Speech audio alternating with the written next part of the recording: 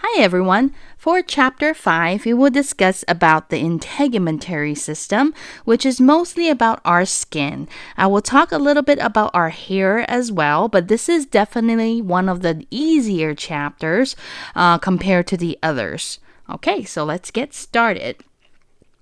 The integumentary system makes up about 16% of our body weight, and it is considered as our body's first line of defense against mechanical, chemical, and biological threats and impacts. For example, when we rub our skin against a wall by accident, it doesn't hurt that much because we have layers of skin cells that protect the sensitive layers underneath. I'm sure you have had those moments where a superficial layer of skin was torn off accidentally, and that area kind of hurts like 1,000 needles every time you even try to touch something. Okay, then you realize how much your skin is protecting your tissues. So, other than mechanical stress, the skin also acts as a physical barrier.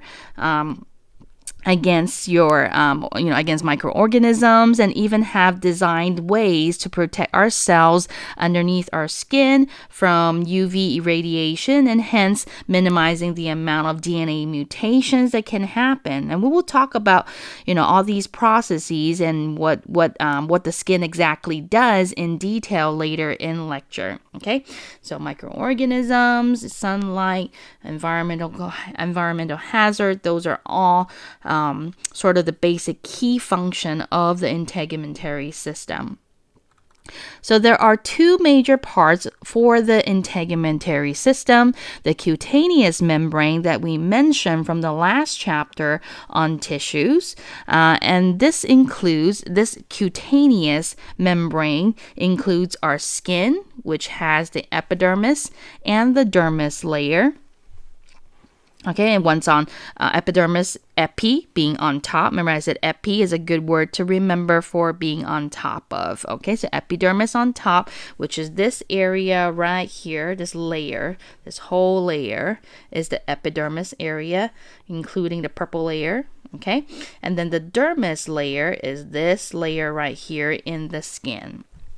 And then you have other stuff that's underneath the skin, and they're considered as accessory structures of the integumentary system. Hair actually goes from underneath the skin and extends to the exterior part of the skin. So hair is still considered as an accessory organ or structure of the integumentary system. Hair follicles on the bottom right here, we'll kind of gloss over those. Two types of exocrine glands, which is your sebaceous gland and your pseudoreferous glands we'll talk about, which is a sweat gland. And then nails is also considered as part of your integumentary system, but we won't be talking about nails in detail for this chapter for our purposes. So here are the general functions of the integumentary system. Physical protection is the first thing, which is basically what all this stuff is about. Physical protection. Okay, so physical protection, excretion of waste as oil and sweat, and hence a way to regulate body temperature is all considered as part of our skin function. And then our skin cells produce a number of things that maintain the integrity and homeostasis of our bodies. They produce melanin, for example. We'll talk about this production process and what kind of cell specifically produces melanin in our skin, and they are for protecting our skin cells from UV radiation. Keratin is also produced as a type of protein that protects against water loss, and vitamin D3, very critical, the only one of the few vitamins we can produce in the body rather than relying on ingestion or digestion of that particular vitamin. Okay, so vitamin D3 is something we can produce just by going out into the sun, and we'll talk about that process, but it is very critical for blood calcium regulation. So remember, vitamin D3 goes with calcium. They have places, for example, your skin have places for storage of lipids. receptors and sensory information like these pressure, pain, vibration, and temperatures. Those we'll talk about, 2 receptors specifically in this chapter, but in another chapter later on in the semester, we'll talk about all the other ones as well that's in the skin. Okay, and I already talked about how the skin is serving as our body's first line of defense. So it does have some immune response and immune functions for our body. Okay, just non-specific type of physical protection against harboring or colonizing of microorganisms.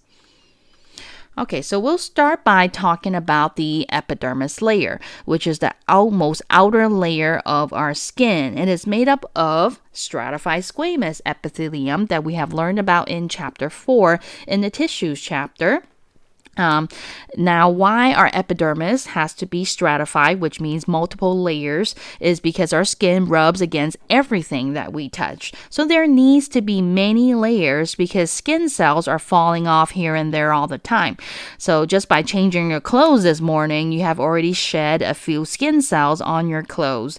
So this is why, at a forensic crime scene, or we were trying to trace somebody, if they were kidnapped by someone, they kind of look for trunks of the car, seats of the car for any skin cells that's left over by the person that has been kidnapped, because skin easily falls off and skin cells has a lot of DNA in it. All right, so the cells that make up the epidermis are called keratinocytes. So any, type of organs, tissues, organ system we always talk about the different type of cells that make up that area. So make sure you don't get confused about which cell is for which organ and which type of cells for which organ system, etc. Okay, so keratinocytes is those that make up your epidermis, which are also the entire body's most abundant type of epithelial cells, because on our entire body is covered with skin. And they produce an important fibrous protein, like I was talking about, called keratin, which is mainly for structural purposes. Okay, the skin, as it travels from the bottom of your epidermis to the top of your epidermis, it actually goes through a process called keratinization that I'll talk about in a bit. Okay, so most of the body is covered by what's called thin skin, which only contains 4 layers of keratinocytes, 4 different layers, okay, not number of layers, okay? There's actually multiple layers within the different sections of the epidermis, okay? So I would, maybe a better word for it is the sections, okay? So there are 4 sections in the thin skin, and we name them, and then there are 5 sections in the thick skin. But the very top or superficial section of the epidermis, there's actually a couple layers of skin cells there. Okay, and for thick skin, there's actually 10 to 30 layers of skin cells there. So that's why I say layers is not really a good word, but okay.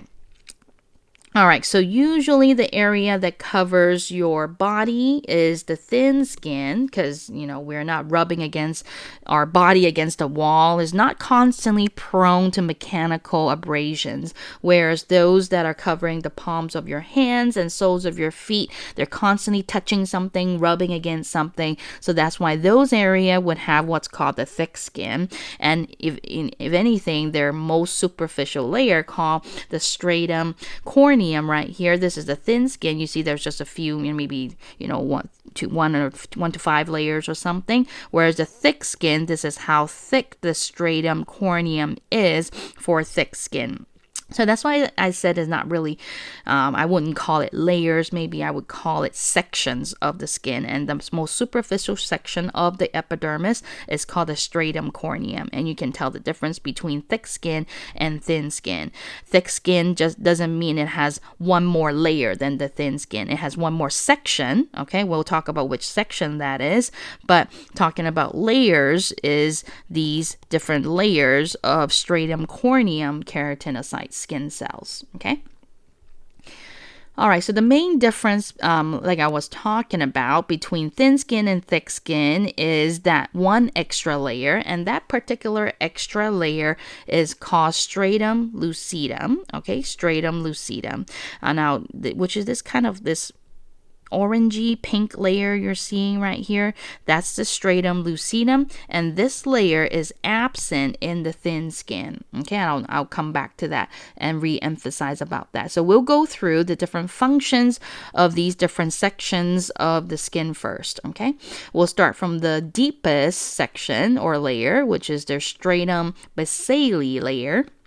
This layer has what's called epidermal ridges. So epidermal ridges are these that you're seeing right here. You see these curvature looking things like finger-like structures. Those are what's called epidermal ridges, and they're curves that extends into the dermis layer to form what's called dermal papillae. Okay, so this right here is called the dermal papillae. Okay, and these curvatures is the epidermal ridges. Now, so these epidermal ridges, interestingly, is what allows for attachment of epidermis layer with the dermis layer. So that's why it needs those curvatures. It's kind of like having more curvature means more surface area, like I've talked about and emphasized in the last chapter with the tissues. More surface area means more surface area for connection. Okay, so that's why there is this epidermal ridges to make sure your epidermis layer don't just fall off your dermis layer that easily. And the higher number and deeper these ridges are, the stronger the attachment, okay? So these ridges are what forms our fingerprint, interestingly, which is really just grooves within the skin layer, just like this in this picture here. So it shows up as little grooves area formed by these epidermal ridges. So this explains why when a person tries to remove their fingerprints with sandpaper or something, like if they were about to, commit a crime and they're trying to not leave traces of their fingerprints, it's only temporary. At that moment after they sand their fingerprints, maybe it's gone.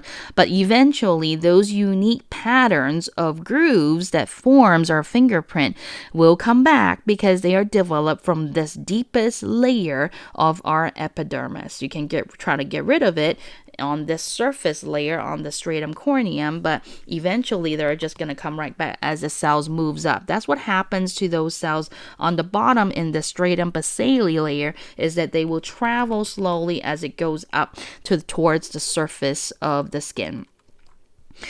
So this layer contains cells, okay, remember I said different areas contain different cells. So this stratum basale layer contains cells called basal cells, which are stem cells that are undergoing cell division and differentiation to replace more superficial keratinocytes shed at the epithelial surface, okay, where I was talking about how just taking off your clothes already sheds off a few skin. So you can imagine that we constantly have to make and replenish those cells that we are just shedding off. Okay, so that's why you need these stem cell layers within the stratum basale layer of the skin. So there's two things that can be remembered from the name stratum basale. It sounds like base, kind of visually spells like base. So it must be the most bottom layer, B for bottom.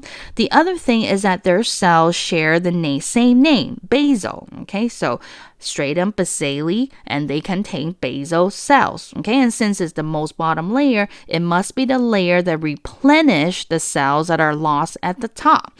So those basal cells are stem cells. Okay, so these are an example of how you can come up with reasoning or a little story like this that will help you remember facts rather than just trying to absorb it straight as words. Okay, it means something to your nerve cells if you're thinking about, okay, what's a good way to remember this? Okay, this is an easy concept, but when it gets to the muscle contraction chapter, then that's when you really need to make up a story and help you remember mechanism of each step. All right, so in this layer also resides a special type of cells called tactile or Merkel cells. Okay, unfortunately, in anatomy, sometimes there's 2 or 3 words or names for the same stuff. Okay, I won't ask you to remember both, but at least know one of them. Okay, so tactile or Merkel cells. And these actually binds with sensory nerve endings. So these are sensory nerve endings right here, and and then they will form what's called a tactile disc. Okay, and tactile discs are sensitive to touch, and when compressed, they will release chemicals that stimulate sensory nerve endings, and those sensory information will then travel through your nerves, your peripheral nerves, into your central nervous system to give you the sensation that you're touching something, feeling some rough surfaces, etc. Okay, so these tactile cells or tactile disc in your stratum basale layer is what gives you that sensation of light touches. All right. So, for example, if you want to kind of have a story to remember that, if you press your fingers against, each other now, press your right hand fingers with your left hand fingers, the fact that you can feel the pressure on your fingers is because you have these sensory nerve endings in your skin, okay? All right. The next layer after stratum basale layer is the stratum spinosum. Stratum spinosum layer, which is made up of 8 to 10 layers, again, of keratinocytes. Okay, so stratum basale, you have basal cells, which are stem cells. Those stem cells are then going to differentiate and divide into keratinocytes. So that's why your next layer up now contains cells called keratinocytes. Some of the cells from the basale layer is still trying to finish up dividing by the time they get to this layer. So stem cell layer, stratum basale, by the time they get to stratum spinosum, some of them are still undergoing the process of division before they complete it at the stratum granulosum layer. All right, so stratum spinosum layer, there are also immune cells within that area, because now we're talking about, this layer right here. Okay, this pink area, you see this pink area? This pink area is talking about this layer. So this layer right here, you remember, if let's say you have a cut in your skin, so that's an opening, and here's a little angry pathogen that you want to try to get in here. Now, if it gets passed through your most exterior layer, you should have some cells here that is as your defense system to help fight some of those pathogens before they get into your dermis and then to your circulatory system in the blood vessels. So that is why in this area you have some defense cells for you, just to help the basics, the gist of normal pathogens that try to get in, not the really strong ones, but at least we can get rid of a whole bunch of them already by having this stratum spinosum layer with these immune cells. And the immune cells that reside in this layer is called dendritic cells. And dendritic cells in this layer is what defends against any possible pathogens and microorganisms and even superficial skin cancers. The next layer after the stratum spinosum is then the stratum granulosum, which is this little tiny purple area, which coincides with this purple line right there. Stratum granulosum, which is usually just made up of 3 to 5 layers of keratinocytes. Now they're done with cell division by the time they get up to this layer from the stratum basale and stratum spinosum. And by the time they reach here, they all stop dividing and they start to make protein called keratin that I keep mentioning. And that's why they start to look thinner and flatter around here, because now they're kind of slowly changing morphology as they move up in skin layers. So that's why you see, when we talk about, stratum squamous, but these don't really look squamous. It's kind of but it gets flatter and flatter and flatter as the skin moves up in layers, because if anything, they actually kill themselves. In a sense, those live cells will become dead cells by the time they get to stratum corneum. So keratinocytes also make a protein called keratinohyaline, okay, keratohyaline. So keratohyaline is what promotes dehydration of cells and aggregation of keratin fibers, which is what I was talking about in terms of cell death, okay? Because then by the time they get to upper layers, those nuclei and organelles would actually disintegrate and the cell would actually die before they get to those upper layer. And that's why we can afford to lose and shed these cells all the time, every single day, while we're rubbing our skin against stuff. Okay, it's because those are, technically speaking, dead cell. Now, with these number values, you're seeing how many layers are there in different layers of skin of these keratinocytes you have in these different layers of the skin. Don't worry about them. I never ask these statistical numbers unless they are significant, and in this case they're not. So unless I mention in my lecture video that you have to remember these numbers, don't worry about them. Okay, just to give you an idea of the thickness of these 5 different layers of the skin. Okay. All right. So let's see. So the keratinocyte, like I was saying, is what produces keratohyaline. Okay, part of that keratinization process. Okay, and the next layer after stratum granulosum is only present on thick skin. So stratum lucidum is only present in thick skin, not in thin skin. So thick skin is supposed to be only covering areas of your palms and soles of your feet, okay? So the fact that it's called stratum lucidum, the name is actually named for the fact that it appears translucent, okay? Translucent for lucidum, as that layer appears on the microscope. It kind of appears as a translucent layer. And it is another 3 to 5 layers of dead, flattened keratinocytes. Again, by the time they're here, there are no organelles because they have been disintegrated in the stratum granulosum layer, and they're now filled with just the protein keratin to keep the skin layer strong, and also for that strong connection being held together. Okay, so by the time they get to stratum lucidum, they are surely for dead cells without organelles and all that stuff.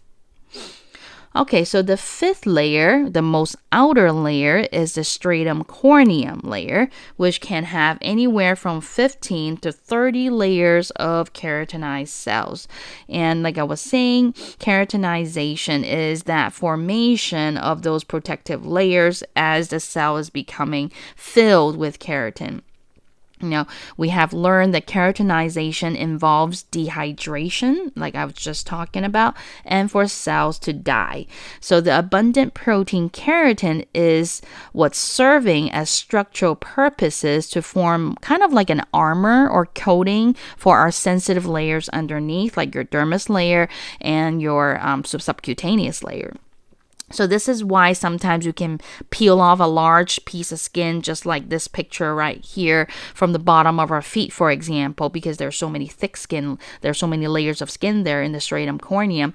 You know, we don't feel painful that we're ripping off this large piece of skin from the bottom of our feet, okay? If it wasn't for keratin interconnecting our skin cells together, then actually the skin cells would just be flaking off instead of being able to peel off this huge piece of dead skin from the bottom of our feet, okay? So the reason why we can peel off large pieces of skin from our body is because of keratin that holds our skin cells together, okay?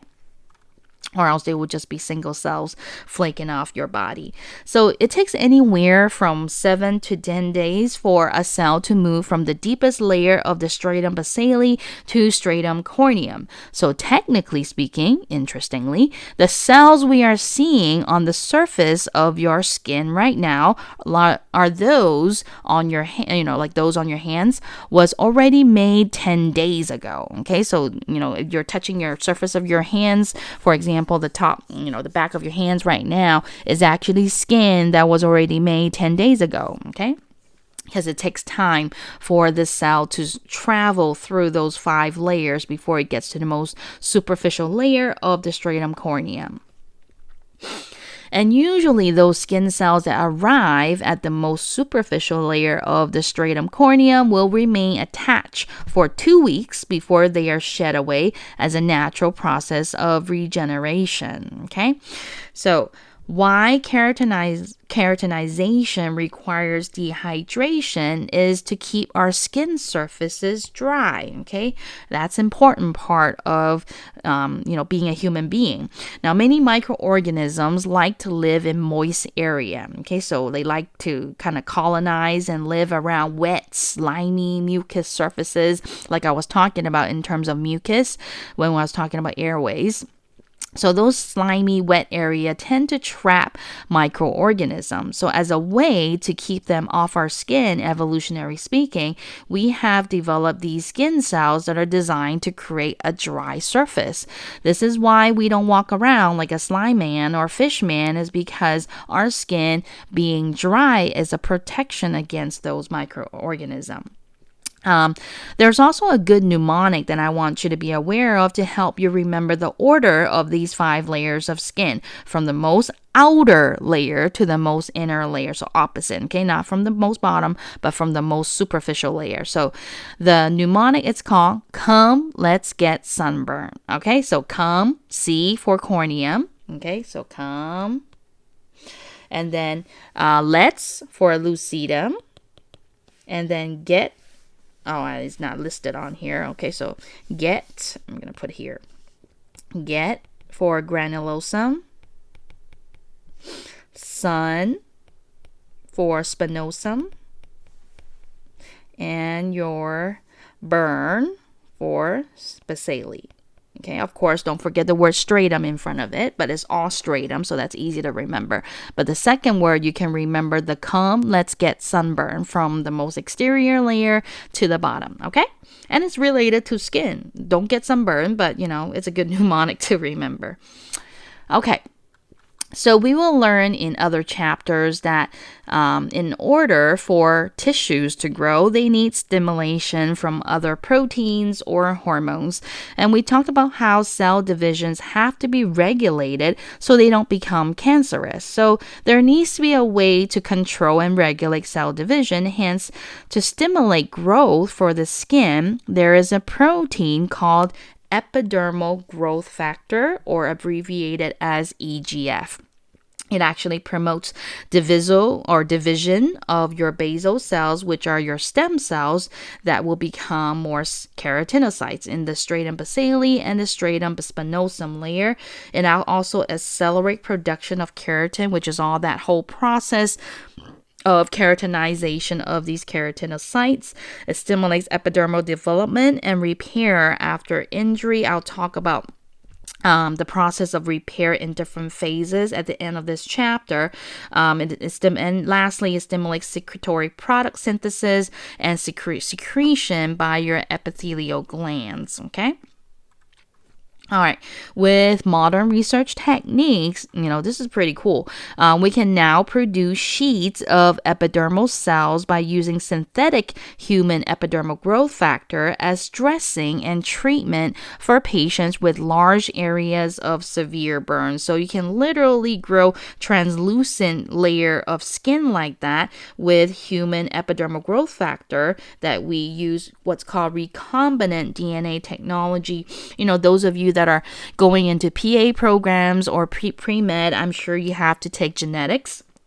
And genetics, we talk a lot about these techniques we use in research to produce different things using bacteria or other types of cells that are non-human. Okay, we use these cells to make proteins for us. We kind of use them as what's called protein factory. So that's why it's called recombinant DNA technology, is because we're putting human gene into another cell, such as bacterial cells, to help us produce that particular protein in mass amounts so that we can use and harvest those proteins and add it to these stem cells so that we can produce, for example, sheets of epidermal cells, okay? So that we don't have to use fake dressing, but actually real skin dressing for those burn patients.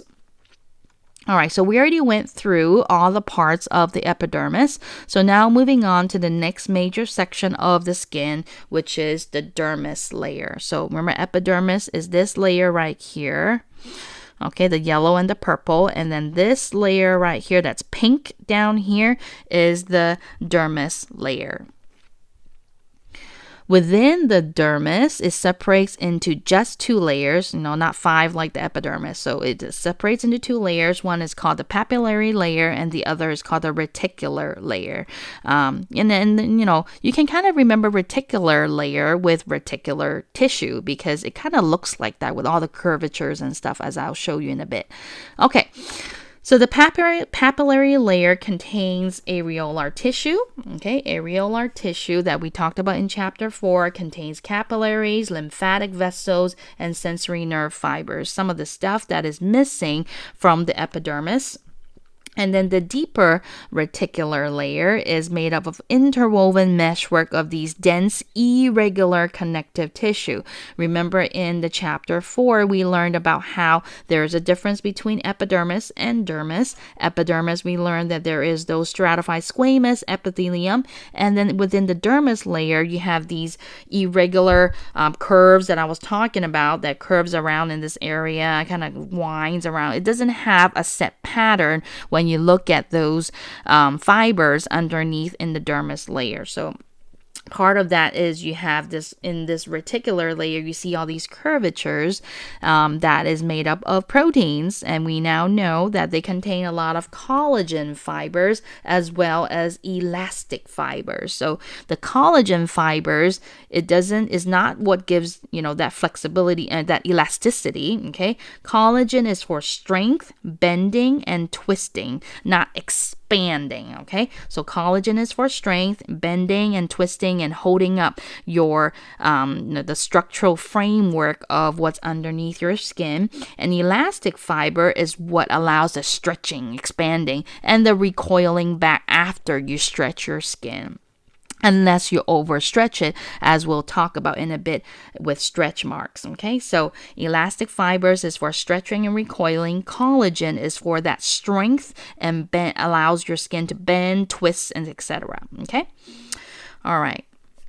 So you have your epidermis layer, papillary layer of the dermis, and this is the the reticular layer of the dermis, and then you have lastly the subcutaneous layer, which is actually not considered as part of the integumentary system, but we'll gloss over the gist of it in another slide. All right, so here's what I was talking about with elasticity. Now, stretch mark actually comes from extensive distortion of the dermis layer, usually due to pregnancy or weight gain. Okay, so both of these can lead to overstretching of the skin that exceeds its elastic limits. Okay, elastic limits, and hence they can't recoil back to their original size. Kind of like, if you play with those coil springs before that kind of rolls, jumps down from stairs, top of the stairs to the bottom of the stairs. If you overstretch, your kids, some kids are really strong and great at destroying things. If they pull that coil so much that it just remains stretched out and never recoils back to that spring, like, when it was all crunched up and compressed together, that's what those stretch mark is from. It's from overstretching and going over the limit of the elasticity,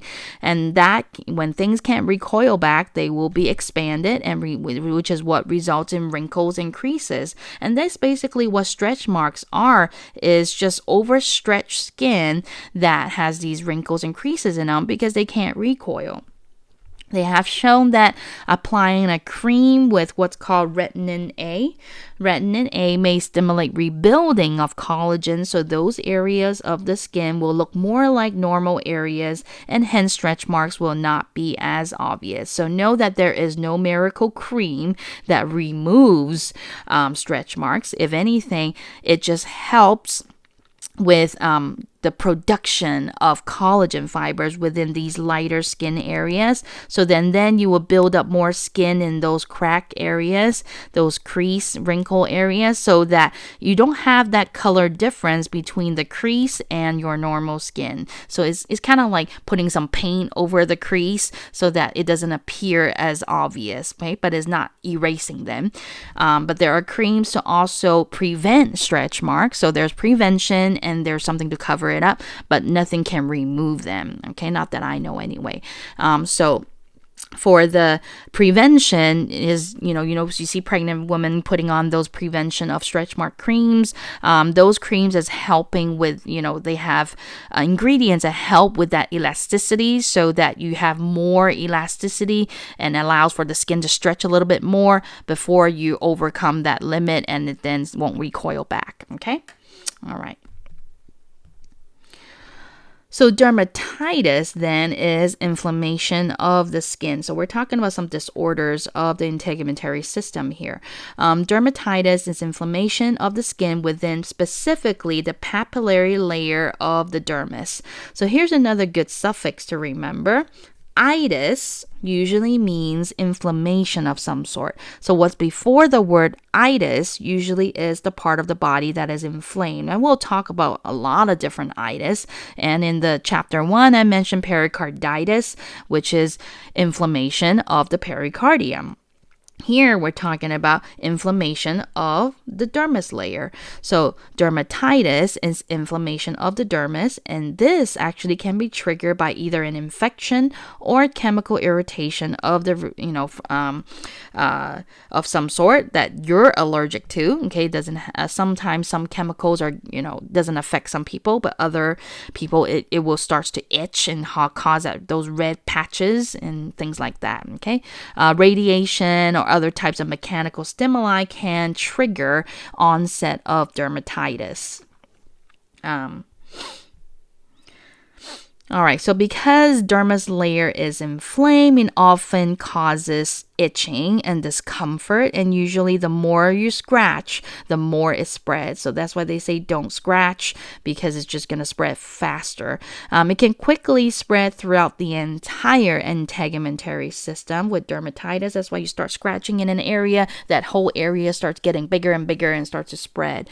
Now, psoriasis is actually an example of a chronic type of dermatitis that is triggered by the immune system falsely stimulating overgrowth of skin cells. So that's why they end up with raised area of skin like this that are swollen and red, is because of that inflammation of the dermis layer, and that immune system is causing those skin cells to reproduce at a rate that is not normal. Okay. And hence, which is why they have that constant flaking of skin cells from those areas. You actually see, and that's why you see red patches, and you also see layers of white stuff on it. Kind of looks like flakes on top of it. It's because those skin cells are coming up and very quickly and about to be flaked off, because it's just stimulating skin cells to be replicating all the time. Now, this psoriasis can also affect nails and joints during later stages of the disease, because it is in a sense, is a type of autoimmune disease, because whenever your immune system goes haywire and starts attacking other things or stimulating things it's not supposed to, we call it an autoimmune disease or allergies. Okay, in this case, autoimmune disease for psoriasis. So till this day, there is no guaranteed cure for the disease, and many autoimmune diseases are difficult to treat because it's the immune system itself that is falsely recognizing something normal in our body as a form of threat or source of threat. Most treatments actually involves down-regulating the immune response. That's all you can do. There's no, permanent cure a lot of times. But, when you down-regulate your immune system, it also puts the patient at risk of other infectious diseases, because then their immune system is not as strong. So that's always the drawback to these autoimmune diseases treatment, is because a lot of times the only thing they can do is down-regulate your immune system so it doesn't start attacking it. And that's basically what antihistamine is doing, because, when you have an allergy attack, it's your body releasing histamine, falsely thinking that there's a foreign invader coming in so it's your body's way of, rejecting that particular thing coming in. But, that particular thing doesn't have to be something dangerous. Like if someone's allergic to pollen, allergic to yeast, things like that, those are not harmful things, but somehow your body sees it as harmful. So that's why you take antihistamine to stop the release of histamine, in a sense down regulating that immune response. Okay. Now, within the dermis, there exists something called tension or cleavage lines. And they arise from those collagen and elastic fibers we were talking about that are arranged in parallel bundles in this particular layer of the skin, okay, in the dermis layer, because we're still talking about the dermis. So during surgery, a cut parallel to these tension lines will heal with little scarring.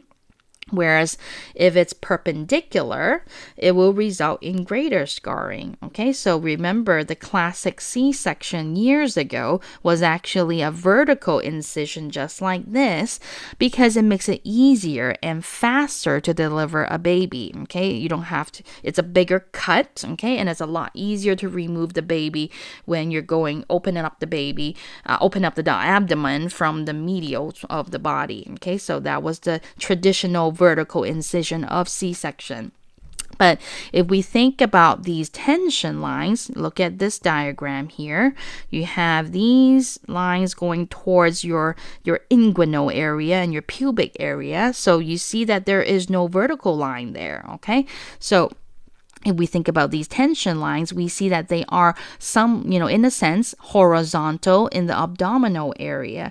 So cutting vertically could make things harder to heal, and also a larger scar will appear. So now C-section most commonly involves this horizontal cut, or what's called low transverse cut. Okay, now that we talked about transverse versus sagittal and all that stuff, so this would be a low transverse incision.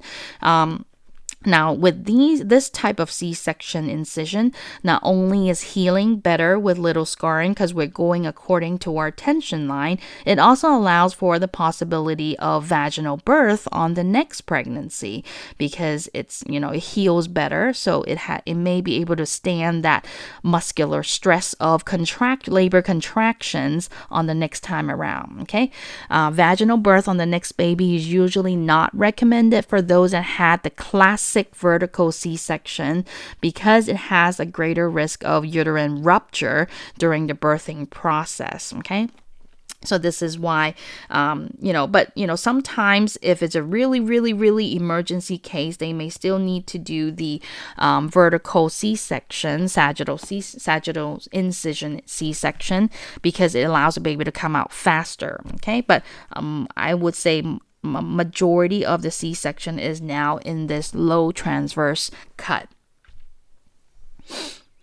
Okay, so there are, in the dermis layer, we talked about blood supply. So there are actually two networks, or what we call plexus, of arteries in the dermis layer that deliver blood to the skin. Okay, so plexus applies to networks. Okay, and there can be plexus of nervous tissue, and there can be neurons, or nerves, or they can be plexus of lymph nodes or lymphatic vessels. So plexus is not particular for blood, it just tells you there's a network of radiating tubes somewhere. Okay, so in this case, we are talking about plexus of arteries and blood vessels in the dermis layer.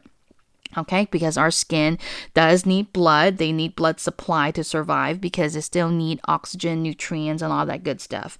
So the cutaneous plexus is the blood vessel network that is deeper within the skin. Okay, it lies along what's called the subcutaneous layer that I was talking about here. Okay, so this here, where you see lots of yellow glob, which is your adipose tissue. where there's lots of adipose tissue is your subcutaneous layer, okay? Like I was talking about, the subcutaneous layer is actually not considered as part of the integumentary system and is usually made up of adipose tissue, okay? So the cutaneous plexus has these small arteries that supply your hair follicles. This particular picture is not showing a hair follicle, but you see how this hair is descending down into the dermis layer. So if I draw another hair here, and hair follicle kind of goes all the way down here in this region. So that's why blood vessels within the subcutaneous or the cutaneous plexus is what supply. You will have a blood vessel here going towards the follicle, the supply hair follicles with blood, okay? Kind of like the skin, the more superficial area of your hair like this is technically dead hair cells. But the follicle, which is the bottom here, is actually live cells that need blood supply. So that's why you have that cutaneous plexus to supply blood to that area.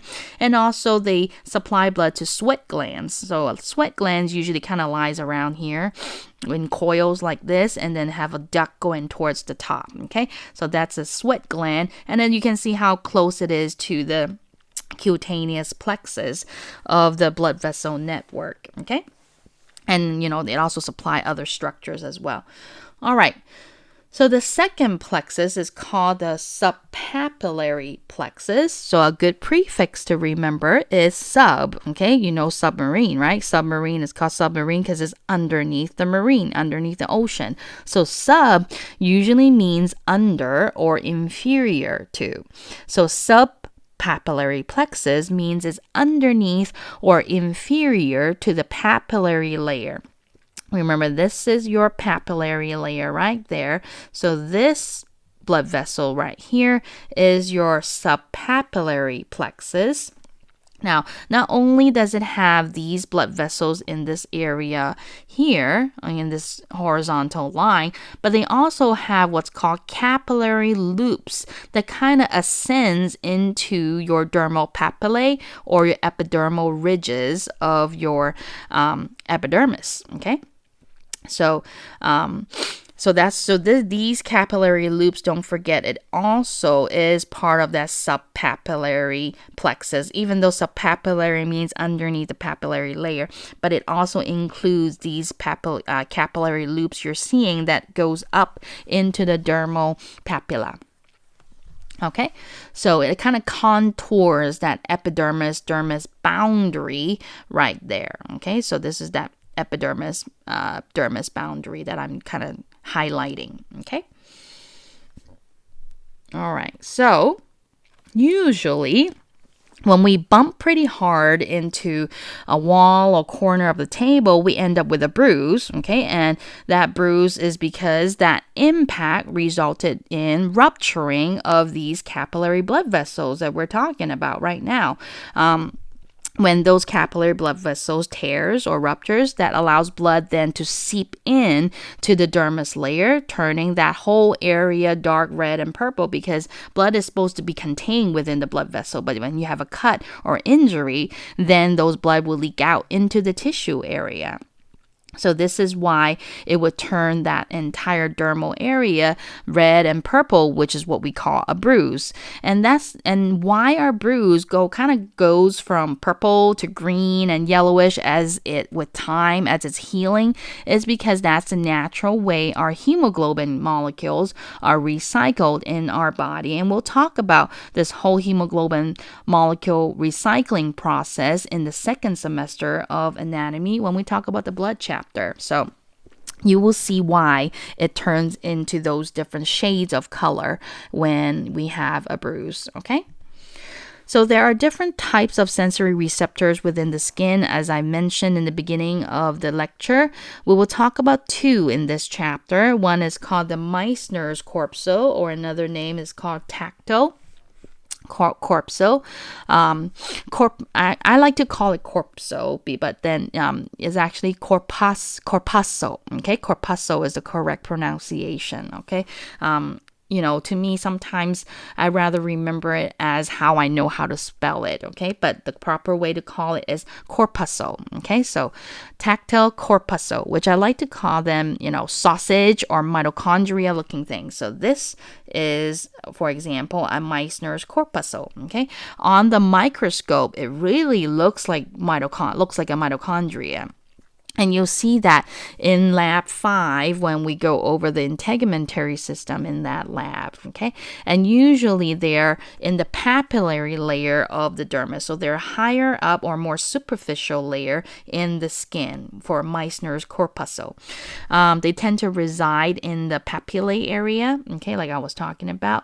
And because they are more superficial in the skin, they function to sense light touches, okay? Because the deeper a receptor is, then it takes more to activate those receptors, okay? So light touches then is for those superficial receptors. Deeper receptors, then you're talking about harder receptors, harder signals that's coming through from your skin, like hard compression or push, or some kind of impact that you're compressing against your skin in a harder way.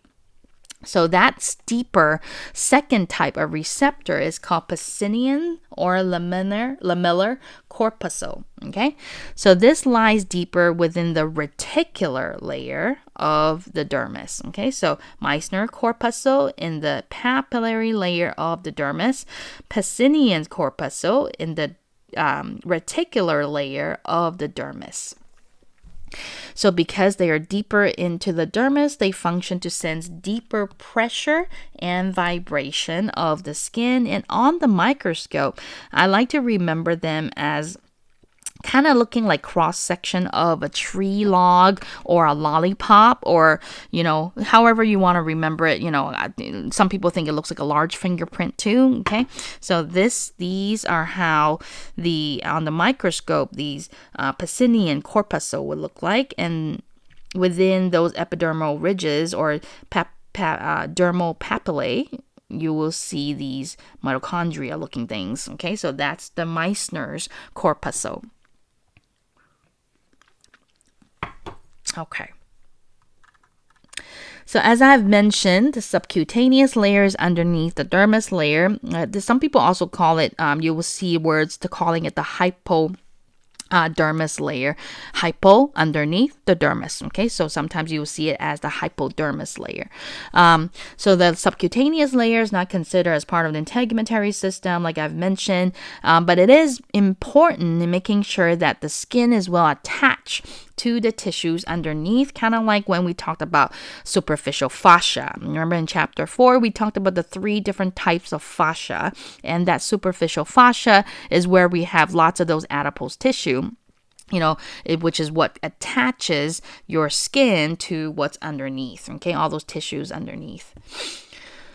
This layer, the subcutaneous layer, like I was talking about, mostly made up of adipose tissues. So that's why you see all these yellow circles here. Mostly 80% of the body fat is actually residing within the subcutaneous layer. And it is the superficial region that contains large arteries and veins. So that's why you see these large arteries and veins right there.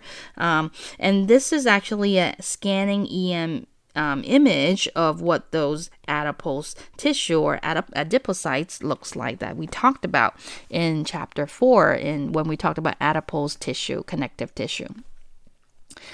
Okay, so in the last chapter, we briefly mentioned a specialized type of cells of the connective tissue called the melanocytes in the skin. So these melanocytes reside in the stratum basale layer of the epidermis, and they are in charge of producing a brown pigment called melanin. Okay, so melanin is a pigment that gives us dark color. Now, melanocytes are those large cells, kind of like in this picture right here. So this is an example of a melanocyte. And they will package melanin in transport vesicles called melanosomes. So these circles that you're You see these brown vesicles kind of budding off of the appendages of the melanocyte. Those are your melanosome, okay? And within melanosomes are your melanin protein pigments, okay? And melanosomes can actually travel to other keratinocytes in the epidermis and transfer their content, which means the content is the melanin, so thereby color as well, okay, to those cells. So it's transferring color in a sense to different layers of the skin. But the pigment particles are actually only there temporarily and will get destroyed as it moves up in cell layers, okay? Which leads us to this interesting idea. For those with paler skin, the transfer of melanin happens at the deepest layer of the epidermis within the stratum basale layer, or the next layer, stratum spinosum, okay? Which is, those deeper 2 layers of the skin of the epidermis. And as the melanin travels from the deeper layers to the superficial layers, they are destroyed, and that's why they don't produce or contribute to the color of the skin of the individual. So that's why individuals with paler skin, they still have melanosomes and they're still making melanin. It's just that those cells are smaller and they're within the deeper layers of the epidermis. Now, for those with darker skin, the melanosomes are actually larger, okay, and they are more numerous as well, and the transfer of those melanin or pigments will occur within the stratum granulosum layer, which is the 3rd layer of the skin, and that what allows your pigment to appear darker and more persistent as it travels up into the stratum corneum, okay? So that's why here you see melanin pigment under microscope, and I'll show you this in lab 5, an integumentary system lab, but you'll see these brown areas like that close to the bottom of the epidermal ridges, because those are where some of the melanocytes are that are producing these melanosomes and melanin. Now, there's a heritable genetic condition called albinism. I'm sure some of you may have heard of it. The albinism usually has to do with an individual without any pigment coloration. Okay, so this is due to mutation in genes that are responsible for producing melanin. Melanin is a pigment that contributes to color not just of the skin, but also the hair and the eyes, the iris of the eyes. So for those with albinism, now don't mistake this with vitiligo. We'll talk about the other condition called vitiligo, but albinisms are when individuals have normal distribution of melanocytes. Their melanocytes are there. This is not that their melanocytes are dying off or being destroyed, okay? The melanocytes are there, but somehow that particular mutation causes a deficiency or absence of melanin production by these melanocytes. So melanocytes are there, but somehow they're not making melanin, okay? And since melanin not only give, like I was saying, dark pigment color to the skin, but also in the iris and the hair, those with albinism usually have very pale skin, very pale hair, and also very, very pale eye color, almost kind of like a grayish or silverish color, okay? So we'll discuss in the next slide that melanin is designed to protect our cells from UV irradiation. And so those with albinism are actually more sensitive to the sun and have higher risk of developing skin cancer. Because not just the fact that we're making melanin is not just for coloration purposes, but also for a source of protection against the sun's UV rays. Okay, it's kind of evolutionary. Inherited, okay? And there's a purpose for it. And interestingly, melanin also plays a role in the development of optic nerves. So those with albinism usually have vision problems, unfortunately, as well as they kind of have what a specific vision problem called nystagmus. We'll talk about this in chapter 17 when we get to the last chapter of the semester, talking about the eye and different abnormalities of the eye. So nystagmus is when you have involuntary movement of the eyes. For example, you're not looking at an object that's moving, just standing still, but you can see their eyes kind of moving back and forth. Okay, so that's called nystagmus. And we will talk about this when we get to that last chapter, like I was talking about. Okay. All right. So there's a reason why our cells or our epidermis produces melanin. According to biology, a lot of the traits we have is supposed to help us have a better chance of survival. So being able to produce melanin is not just for us to have a nice tan. They actually have the effect of protecting us from UV radiation of sunlight. So, but before I get into the detrimental effects of UV radiation, let's talk about the benefits, okay?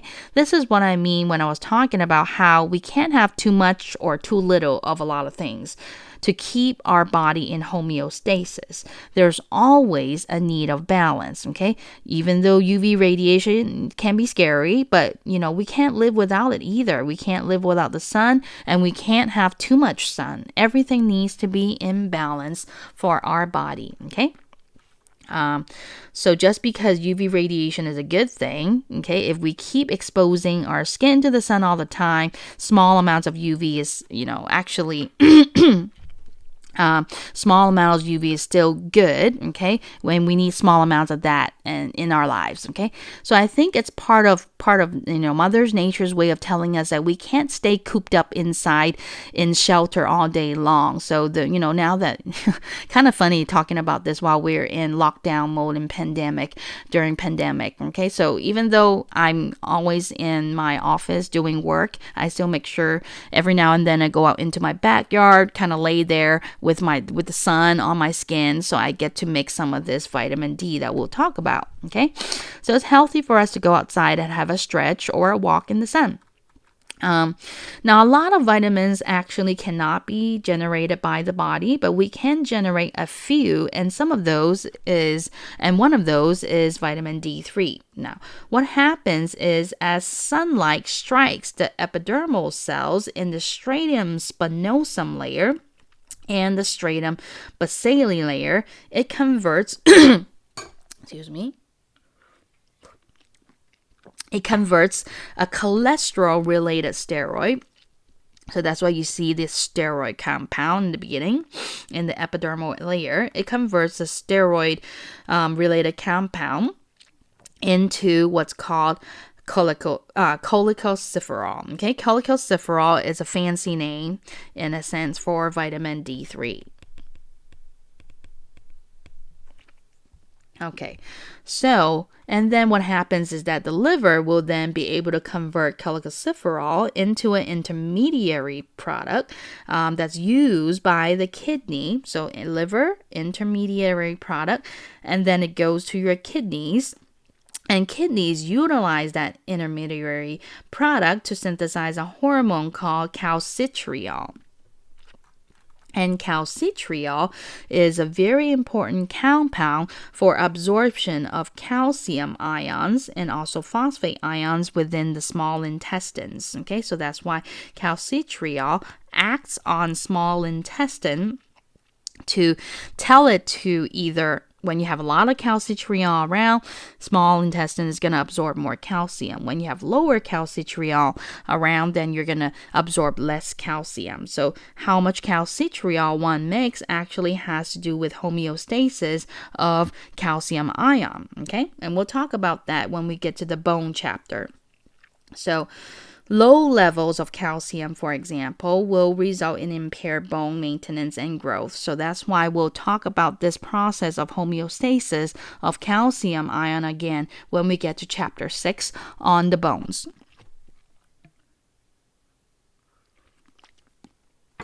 Okay. Now, a condition called rickets is what results for children that tends to live in areas that have constant overcast skies or if children are never allowed outside in the sun, or consumes a diet that lacks vitamin D3. So there are food that have vitamin D3, and there's also supplements called vitamin D3.